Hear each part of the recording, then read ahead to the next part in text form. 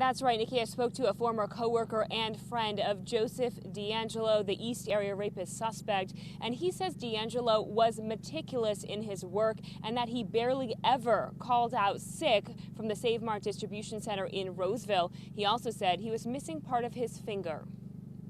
Before Joseph DeAngelo became known as the suspected East Area Rapist, he was Gary Griffin's longtime coworker and friend.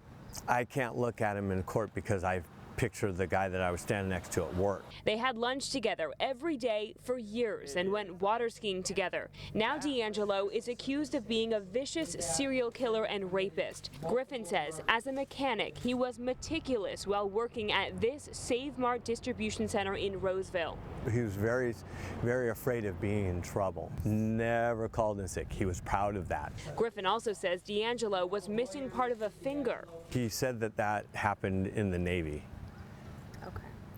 And that's why I knew he was in the Navy. If DeAngelo is in fact the East Area Rapist, he would have had to hide that defining feature from his victims.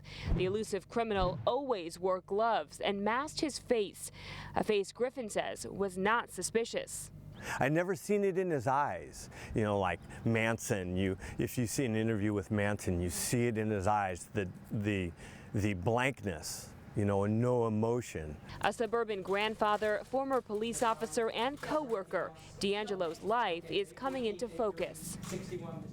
And Griffin estimates that DeAngelo started working at the Save Mart facility around 1988. That is 2 years after the last known crime committed by the East Area Rapist. Live in Citrus Heights, Allie Wolf, Fox 40 News. Allie, thanks so much. And we're learning one case out of Ventura.